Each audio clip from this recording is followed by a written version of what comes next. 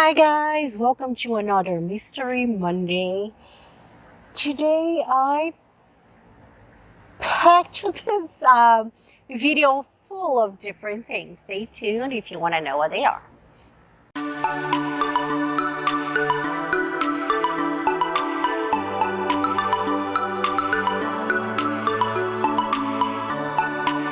So hi guys, thank you so much for joining me today. I have an excitement announcement. I don't know if it's exciting for you, but it's definitely exciting for me.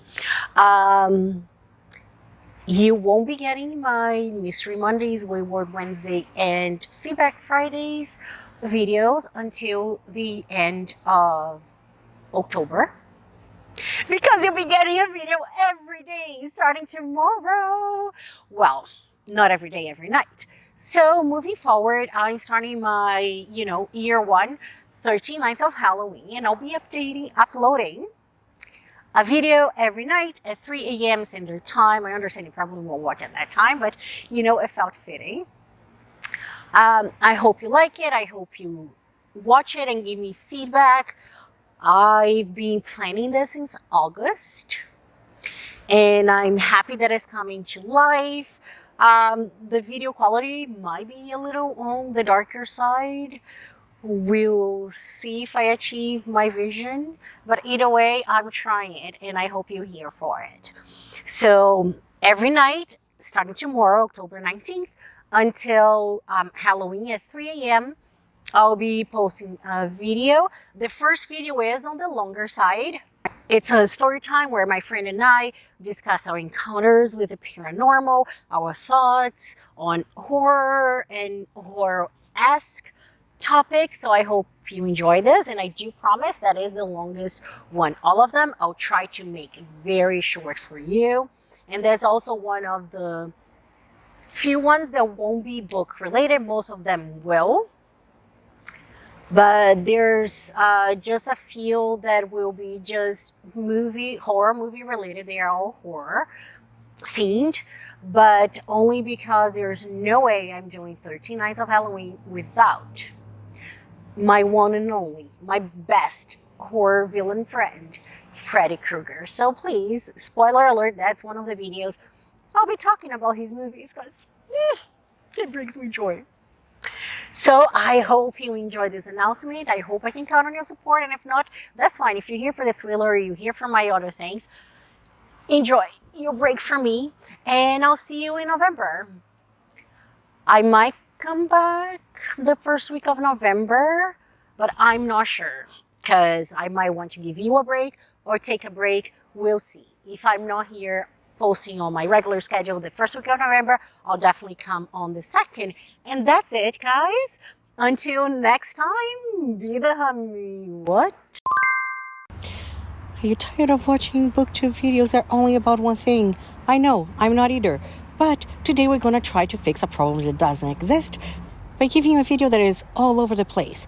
But wait, there's more. I'm also here to share with you my anticipated November releases, because I might not be here on the first week. There are some that I'm really excited for, so I'm here to spread the joy and let you know what I'm looking forward to. If any other books coming to my radar between now and the second week of November, I'll update this briefly. But as of now, these are the books I'm looking forward to in November. Do you know those books that you keep putting on your list, taking off your list, putting on your list, because you know there will be some tropes or something that you really don't like, but there's just something that calls you back every time you decide not to add them? Well, this is it. Parting the Veil by Paulette Kennedy comes out November 1st and is a gothic historical fiction. It seems to be slightly on the romance side as well. I do not like romance. Historical fiction is more miss than hit for me, but they have me at gothic. And here's the synopsis, and hopefully you can understand why I'm adding this to my list. In this book, we follow Eliza, or Eliza, I'm not sure how she pronounces her name.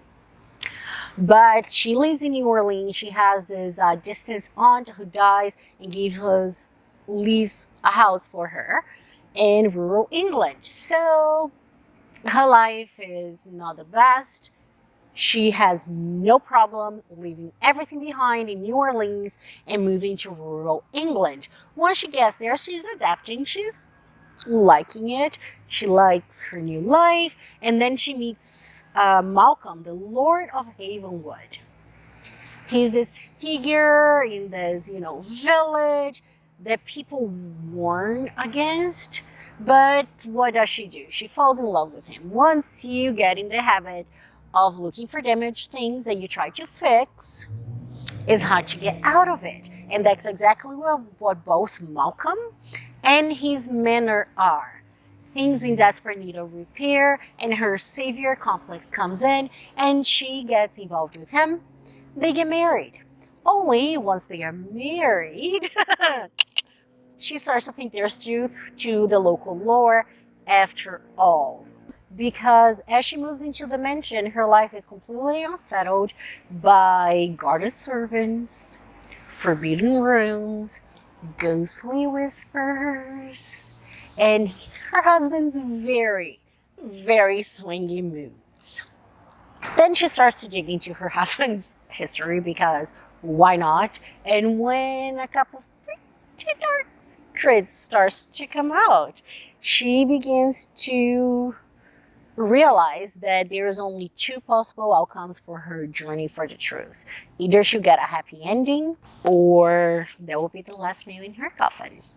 Now you see why this book keeps pulling me back. I just hope it's more gothic than romantic.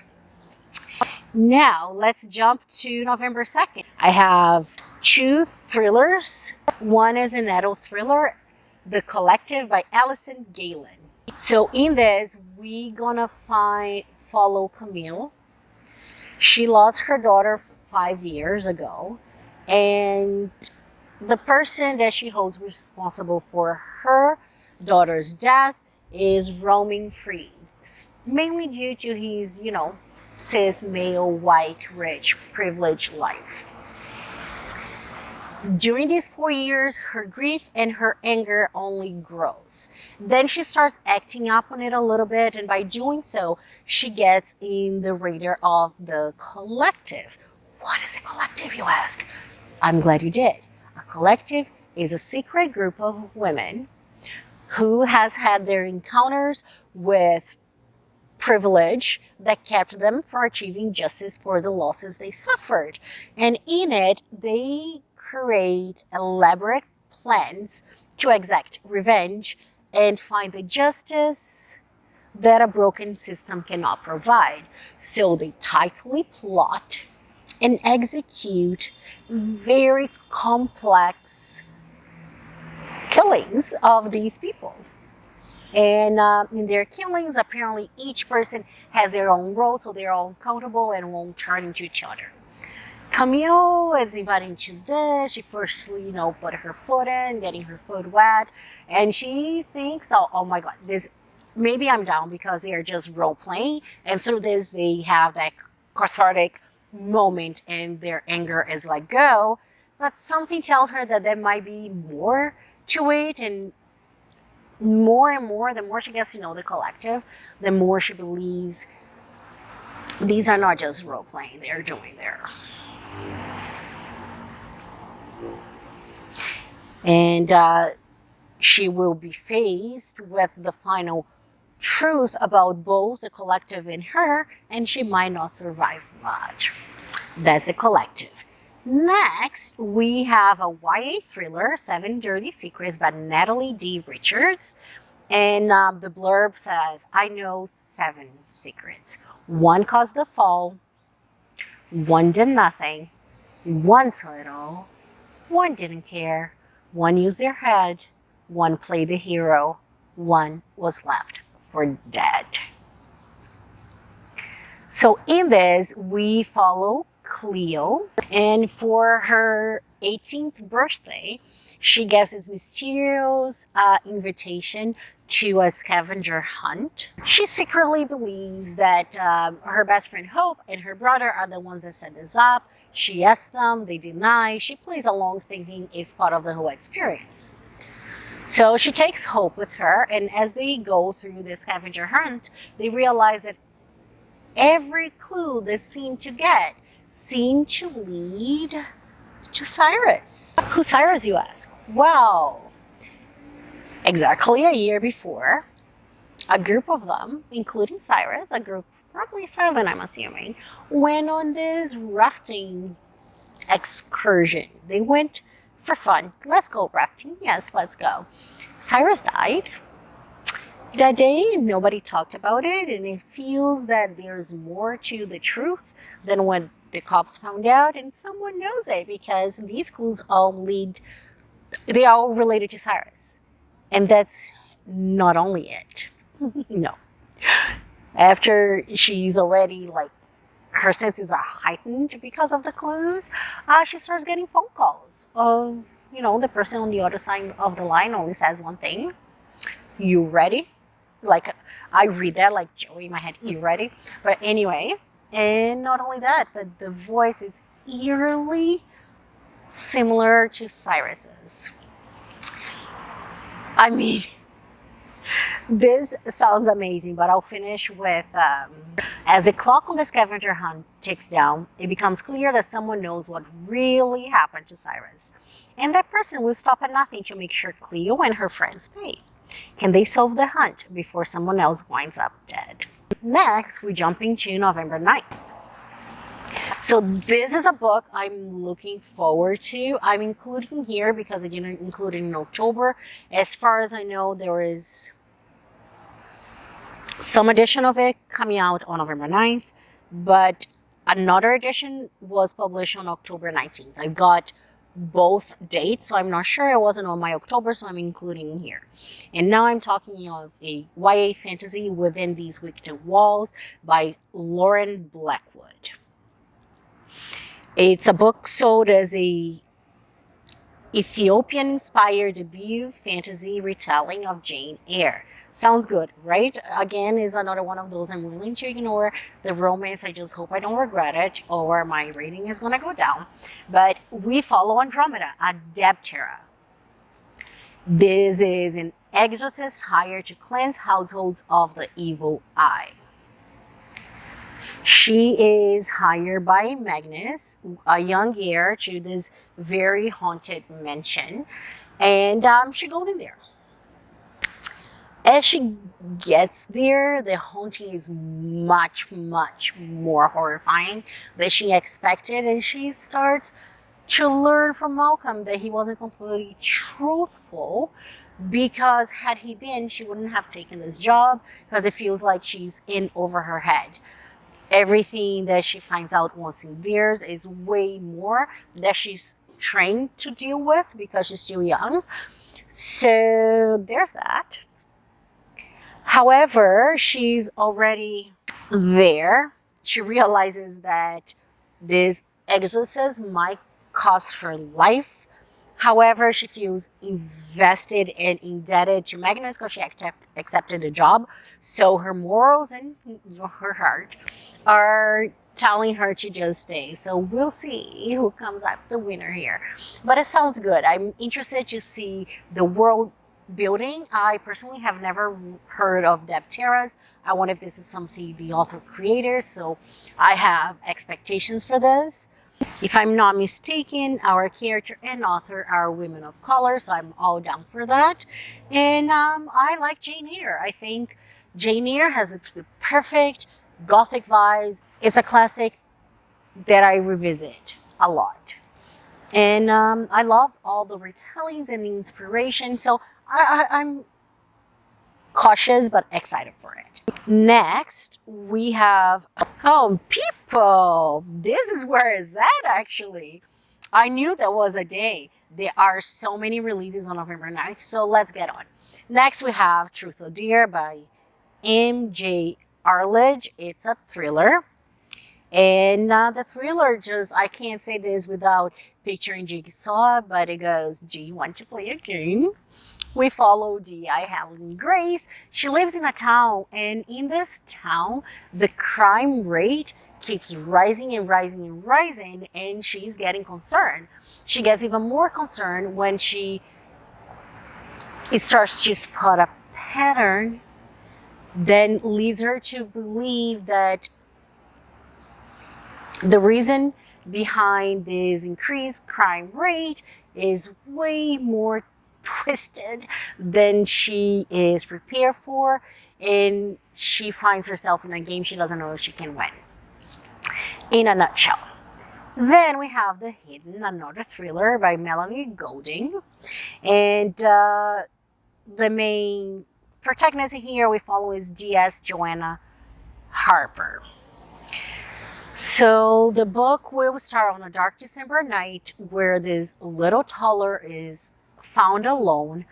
Police has her, and then 20 minutes later, a French woman comes in saying she's her mom. Please give my daughter. So they give the child to the woman because the story added up. On the same night, somewhere else, they find these men like battered and left for dead in his apartment. When the police starts looking into the apartment, they realize there's a room that is locked by a padlock, and inside there's a lot of toys.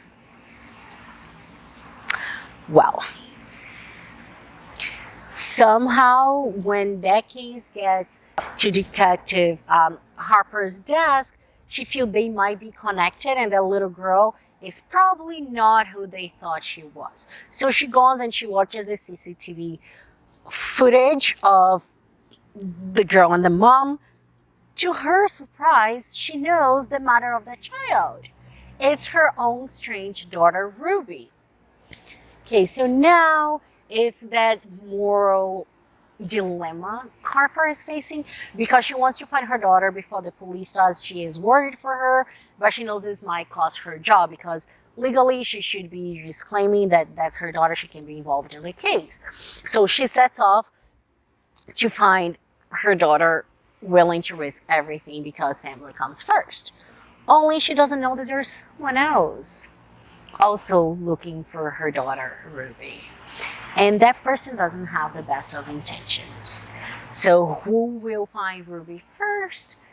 I'm here to find out, but I'm excited for this. It sounds almost, I don't know. And the cover, as you can see, it's very horror-ish. I thought it was a horror, but it's sold as a thriller. Let's go. Then I will jump to horror. I have Come For Me with Apples by Catherine M. Valente. This is a horror novella. We follow Sophia. She lives in this perfect town, in this perfect house, and has a perfect husband. She misses him so terribly every time he goes away for work. And he misses her too, or so she thinks. And her life is so perfect, she's willing to ignore the fact that there are rooms in her house, the basement. She's not allowed to go in, even when he's not here.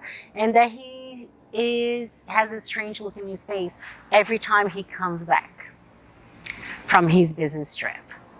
She's very close with her neighbors, and as she starts to pry into it through her neighbors, everybody avoids her gaze. And but there's nothing to worry about because her life is perfect, isn't it? Then I have a nonfiction. Yes, I have a nonfiction for you, but only because I know a lot of people out there, including my son, and I'm trying to get into it, but I just didn't grow up with, are fans of Goosebumps. So just for you Goosebumps fans, we have a book coming on by Sarah Rodriguez and Tim Jacobus called Beware the Art of Goosebumps. And it's basically a compilation that features a lot of fun facts about the series, as well as a walkthrough of all books and covers in the Goosebumps collections. It's an art book that I think if you are a Goosebumps fan and you already collect all the books, you should definitely have this in your shelves as well. Next, I have two books on November 16th. The New Family by Victoria Jenkins. Earlier in the year, I read The Playdate by her, and I really liked her character work. Is fantastic. It's very claustrophobic. She exposes some of the darkest things we all live with, and I would say, it's kind of like a domestic thriller. But I really like where she went there and the way she treated children in her story. There's a child in this one too, so I'm really looking forward to read this. We have Brooke. She lives in a house across from her childhood home that she also owns. Their house has been abandoned for a while, and she's trying to find people to come live in it. And then we have Oliver, a single father with his son Finley. He rents this house, and she's really happy. She hopes they bring the happiness to the house that she wishes, because she has an emotional attachment to the house. Only she watches them move, and they only have one bag with them. She finds it very weird. She goes to her best friend and say, listen, this guy only has one bag when he moved here. And I try asking him about his past, and he's not saying anything. I think there's something very sus going on. Her friend goes like, no, bish, shush your mouth, because you also have very traumatic things happening in your past. Who doesn't? Leave them in be. He's probably starting fresh. Don't go digging things, because he deserves this, as all humans do. Good friend, eh? But does she listen to her friend now? So she goes on a web search. That comes up empty. She can't find this guy anywhere, because spidey senses are up. She keeps trying to dig into his past, and then one day she comes home and she sees the upstairs of her house on fire. And then her house and everything she has goes up in flames. Deep down inside, Brooke thinks that this was arson, and her suspicions get worse when one day she walks in and sees Finley drawing a picture. He has this very terrified look on his face, and when she looks at the picture, he's drawing a picture of an angry house burning. Then he sees her and he snatches the picture away. Now she's really worried for this boy. She wants to do something, but her past might keep people from believing her. We don't know what her past is, but she's determined to do that and save him at all costs. But at the end, who really is in danger, we don't know. We're gonna read and find out. But it sounds really good. And next we have a horror anthology. Another one compiled and edited by Alan Dallow, who seems to be like the creme de la creme in the horror anthology compilations.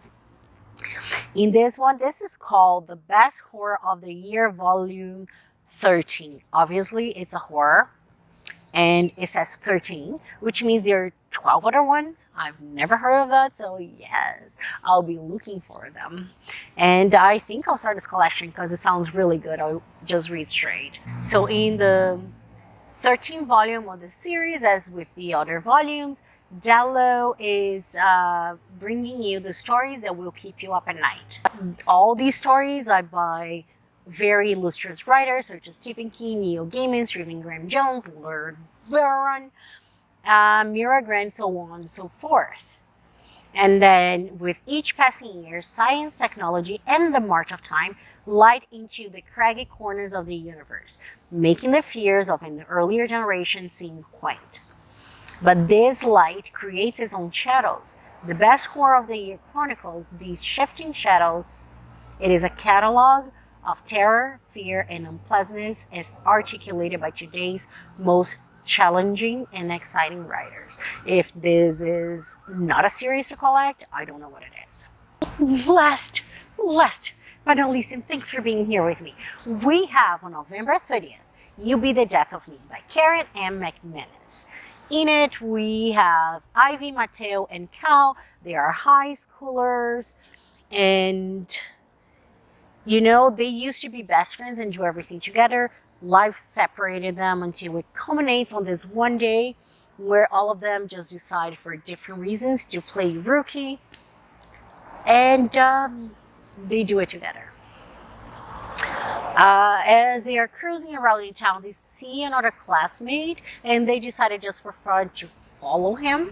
Only they follow him and to his own murder, and then the day gets darker. Like it just did. Amazing, right?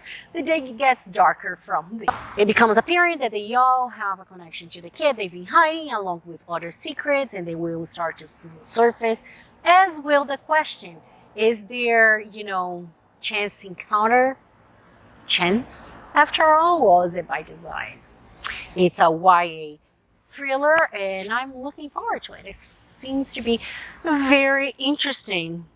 So that's what I had for my anticipated November releases. As always, you can check the description box down below. I'll link my shelf on Goodreads with all the other books that I didn't mention, but I'm still looking forward to and hope to read at some point soon. These are only the ones that I'm prioritizing because I only like to share with you things that I'm really, really extremely excited about. And if you think this is all I had for you today, no, wait, there's more. I'm also bringing a tag into today's video because why not? I wasn't gonna do a tag, but a lovely, amazing, empowering Lauren from the Lauren Ruthgen's channel that I'm linking down below and telling you to go follow, tagged me. I'm so honored in this tag. That is really interesting. I love it. Anything fall, I adore. So this is the finally fall book tag. And because my videos are about to go dark really soon, starting tomorrow, I thought that I would leave you off with a light and heartfelt tag so you remember there's also light in my darkness. Because I want you to come back to me, little children. Please come back. Just kidding. Back to the light. I am just so excited to be with you here, guys. And I don't know, every time I talk about nice people, I get excited too. So forgive my, hyperness today. I am not sure who the first person to come up with this tag is. So if you do know, please comment down below and I'll update my description box. And I'll leave the questions there too. So the first question is, last thing. I know you guys have been here long enough already. So I'll try to give the answers. I'll try to be quick with my answers. If you want to hear more about some of the books I'm just skimming over, let me know in the comments. In the fall, the air is crisp and clear. Name a book with a vivid setting.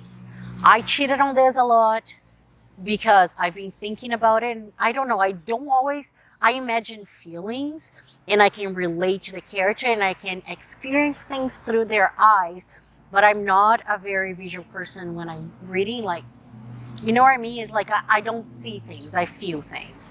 So I was having a hard time with that one. But then I realized that vivid is a beautiful word and can mean a lot of things, including something that is strong in the feeling it brings. And so I chose a book that is very psychologically vivid, and is We Have Always Lived in a Castle by Shirley Jackson. Like, the atmosphere, the feelings, everything in that book I felt is one of those that when I ended, I was the gloom it brought me, it was physical. And it's poetic, it's so beautiful, but I can still think of the book and feel like the characters felt. So if that's not vivid, I don't know what it is. Next is Nature is Beautiful, but Also Dying. Name a book that is beautifully written, but also deals with a heavy topic like loss or grief. I have many books that I can bring to this. One of them, spoiler alert, is going to be in one of my 13 nights. But for this one, I really wanted to share one of the books that I love and adore.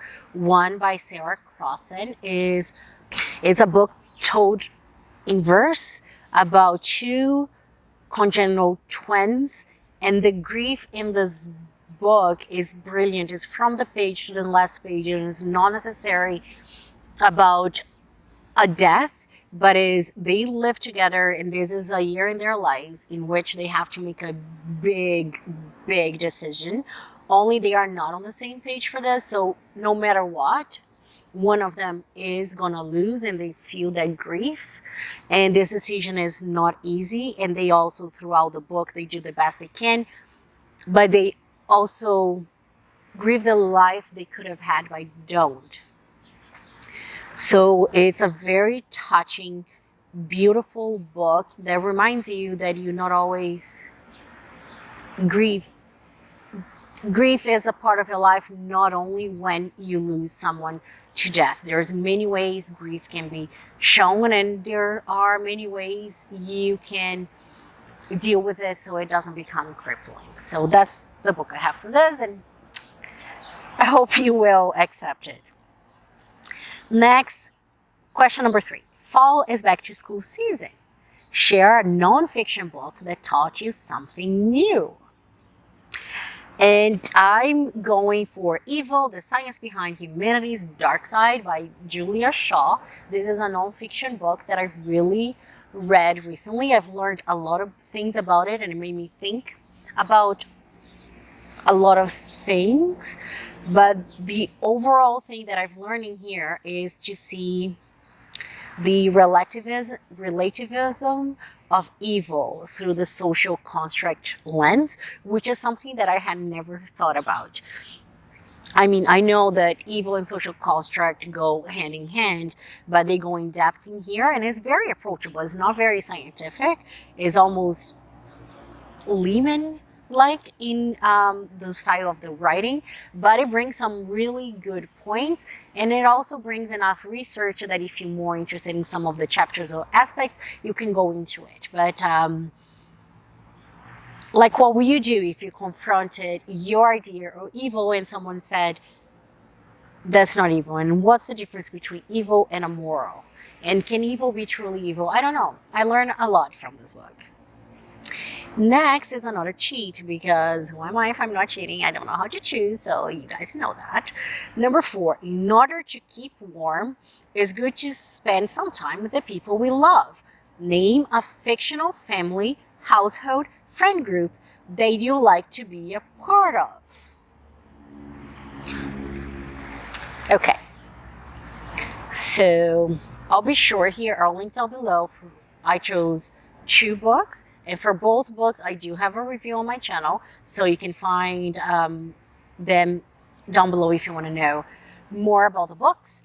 But I chose that I'm going to be the third sister of Millie and Grace from Behind Closed Doors by V.A. Paris. So I chose to be part of that fictional family.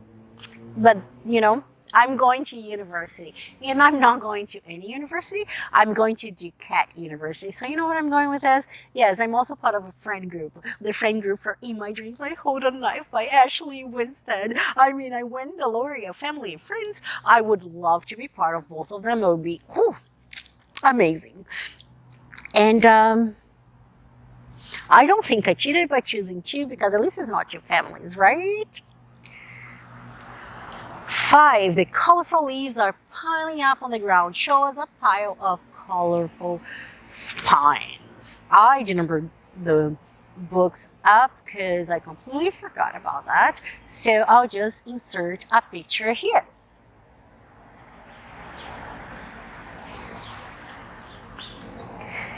Six, fall is a perfect time for some storytelling by the fireside. Share a book wherein somebody is telling a story. And how can I not go with one of my favorite books of the year so far? It's beautiful. It made me cry. It's amazing. The Push by Ashley Audrey. The whole book is Blythe's story, and she's telling that story in a letter. And it's her struggles with being a daughter and a mom in a cycle that is very damaging, and on top of it all, she struggled with her own ideas and feelings when she thinks her daughter is not as innocent as everybody thinks she is. This is a beautiful book. I really recommend it, honestly. 7. The nights are getting darker. Share a dark, creepy read. For this, I chose The Bad Seed by William March, which is basically the story of, again, a mother, this time with like an undeniably psychopathic daughter. She's a freaking serial killer, and she's not even 10. If a creepy child killer is not dark enough, be my guest to disagree. 8. The days are getting colder. Name a short, heartwarming read that could warm up somebody's cold and rainy day. For this one, I chose, I imagine everybody knows the story. I grew up with it, and I think it's beautiful. And it's a story that always warms my heart and brings tears to my eyes. And it is The Little Prince by Antoine de Saint-Exupéry, or however proper francophones pronounce it. We basically follow a pilot stranded in the desert, and one day he wakes up to see a very extraordinary little fella that asking, "Please, sir, draw me a sheep." And then through that and through their relationship, we go on a journey of figuring out what's really important in life. I love this statement. That's what I have for this. Fall. Luckily, it's my favorite season. Returns every year. Name an old favorite that you'd like to return to soon. I don't really read one. I don't think about, I would like to return to that. Is whatever my mood comes in right now. So I'll go with what I was just summoned by. I am rereading The Witching Hour by Anne Rice at the moment. It is an all-time favorite. It's a tome of a book, but I'm rereading this now, so I'll go with it. In it, we follow these amazing family, the Mayfair Witches, and their relationship with this very strange being, Lesher. If you haven't read it, I love it. It's one of my favorite witch lore. And not only that, I think it's highly atmospheric. You really feel that you are in New Orleans. And it has two of my favorite characters ever, Mona and Julian. 10. Fall is a perfect time for cozy reading nights. Share your favorite cozy reading accessories. I don't really have them, so I will have to go with things that follow me all through the fall. First of all, gotta be comfort when it's getting cold, so I always have a blanket. Whenever I'm reading and enjoying, I always have the sound of rain, if it's not raining outside, and a nice drink. So these are my accessories. Sorry. Blanket, a hot drink, and rain sound. Those are the accessories I'm gonna choose. Last but not least, it says, spread the autumn appreciation and tag some people. This is a hard one because, to be honest, I don't know who watches my channel. I'll tag 3 people. Hopefully they will do this tag. Don't feel the pressure to. But I'm also tagging everyone that watches this. If you have a channel, please go ahead and consider yourself tagged. If you don't and you're so inclined, you can just leave your answers down below in the comments. But I will be tagging 3 amazing booktubers. I hope they haven't done this yet. And if you have, I'm sorry, but it'll be my own and only Lisa G from Pink Paradox Reads, Siobhan from Bow Books, and Zoe from Read with Zoe. Show them support. Their channels will be linked down below. And also, if you're interested, I have a playlist of amazing booktubers that you can browse through, sample their videos, and subscribe, because why not? That is always available on my playlist, just so you know. And that's what I had for you guys. No, wait, there's more. No, there isn't. Just kidding. You've been here long enough. So thank you so much for joining me in this mosh posh, or whatever the word is, of a video. I'm sorry, there's 3 separate things. I vow never to do this again because I know it's not easy on you. I just couldn't pick, and I wanted to leave this on a light note. So hopefully I'll see you tomorrow, and if I don't, I'll see you in November. And until next time, be the hummingbird. Bye.